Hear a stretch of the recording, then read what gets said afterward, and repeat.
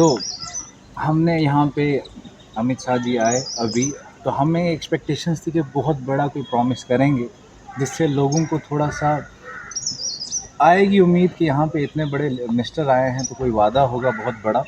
लेकिन उन्होंने सिर्फ़ एक बात कही है कि हम जो हैं, हम यहाँ पे सिर्फ़ उन्होंने कुछ नाम गिनवाए कि हमने ये किया। लेकिन मैं आपको ये बताऊँ, जो उन्होंने बोला कि सरथली कॉलेज जो है ये बीजेपी के टाइम का नहीं बना हुआ है, सैंक्शन ये बहुत पहले हो चुका था। हम ये उम्मीद करते थे कि वो बोलेंगे कि हम इस कॉलेज में जो है साइंस स्टार्ट कर लेंगे या उसके बाद क्या स्टार्ट कर लेंगे, कॉमर्स स्टार्ट करेंगे, लेकिन उन्होंने ये बात नहीं कही। उन्होंने ये भी नहीं कहा कि इस कॉलेज के लिए जो है हम हॉस्टल बनाएँगे, वो भी बात नहीं की उन्होंने।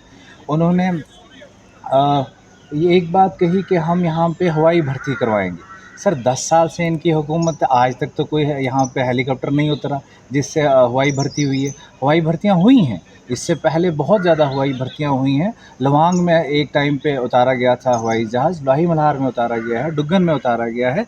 तो जनाब अगर 2000 में या 2002 में चलते यहाँ पे ये हवाई भर्ती हो सकती है, तो ये 10 सालों तक ये कहाँ थे? 10 सालों में तो कोई हवाई भर्ती नहीं हुई है। तो ये दुःख होता है सर कि इतने बड़े कहते मिनिस्टर आए हैं, कुछ तो कहते ये कुछ प्रॉमिस करेंगे बहुत बड़ा, लेकिन उन्होंने कोई इतना बड़ा प्रॉमिस नहीं किया है।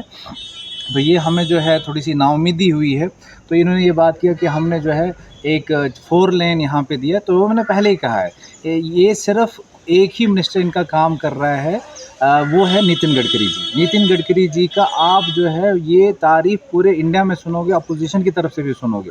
बाकी कोई भी मिनिस्टर इनका कोई काम यहाँ पे नहीं हो रहा, जो इन करने चाहिए थे। मैं आपको बताता हूँ कि हमारे एक मिनिस्टर हैं पर्सनल, यहीं के हैं एमपी, उन्होंने यूपीएससी की एज जो है वो 5 साल घटा दी है। किन के लिए? एक जनरल, हमें एक स्पेशल रिज़र्वेशन मिलती थी, एज रिलैक्सेशन मिलती थी जम्मू कश्मीर के लिए।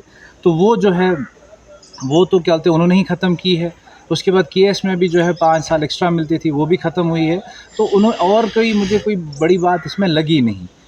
तो उन्होंने ये है कि उन्होंने ये क्लियर कर दिया कि ये जो है पहले से और इनसिक्योर हो गया है बनी, कि बनी में जो है ये दोबारा से ये जो मूवमेंट्स चल रही हैं कुछ, वो दोबारा से हो रही हैं। तो इसीलिए उन्होंने कहा कि हमने जो है अब लोगों को पहले यहाँ पे 3 नेट 3 दी जाती थी, वीडीसीज़ होते थे। तो अब इसका मतलब उन्होंने कहा कि हमने उनको इंसास दे दिए। तो इसका मतलब है कहीं न कहीं ये आतंकवादियों की जो गतिविधियाँ हैं ये और बढ़ चुकी हैं।